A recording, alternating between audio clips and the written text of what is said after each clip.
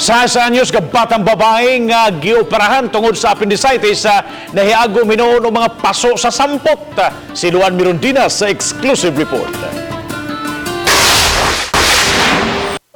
Mikatap karon sa social media ang post ni ining usa ka apuhan nga nangayo og hustisya sa nadangatan sa iyang 6 anyos nga apo. Matod sa apuhan, niadtong Huwebes sa gabi gioperahan ang iyang apo sa usa ka pribadong tambalanan sa dakbayan sa Lapu-Lapu tungod sa appendicitis. Bisan kon medyo bugat sa bulsa, misugod silang ipaubos ang bata sa laparoscopy o sa kamatang sa surgical procedure. Pagkahumas recovery room, siyempre dito na akong anak, gidana diri sa ward, nag-text na ang doktor nga nag-handle aning operation nga okay ma'am, successful operation. So nalipay ko na gusto siyang mangihi, sakitan siya. Sa nga sakit ko no na paggi ka na nag-bend naman nag-ana naman ni iyang mga tiil, dili na itulid.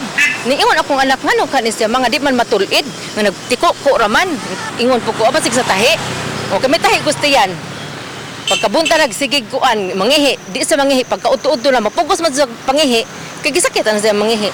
Natanawan ako nga dunay murag lapnos diri mura siya og paso. Apan dihang ilang gipangutana ang mga doktor nga miopera sa iyang apo. Ang iyang sulti nga basin kuno og nagka-allergy. Oh, mo yang sulti. Kung allergy pa, nganong inana man nga murag sunog. Ang akong anak nangutana, Dok, ngano magka-allergy man nga kanang inyong gidapat aning akong anak natilawan na niya. Iya na nang tambal ni adto sa katupang magka-UTI siya.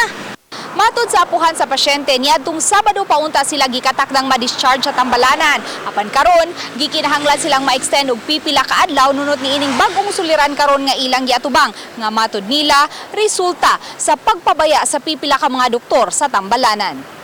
Human makadeposit og 35,000 ang inahan sa bata alang sa naasong surgical operation, karon gikinahanglan na usab silang mubayad og dugang 20,000 pesos. Kami ma'am giingnan mi din na ang padaw no na pud mi kay gibalhin nami sa kanang private room. Di man mi mo down kay ang among pagnganha ang appendicitis naman okay naman. Unya karon nga kanang nga sitwasyon di aman na sa lubot. Gisuwayan sa RTV Balitang Besdak pagkuha ang habig sa mga doktor nga miopera apan wa kini sa tambalanan. Ang hospital administrator misaad hinuon nga muluwat og pamahayag ugma kabahin sa hitabo.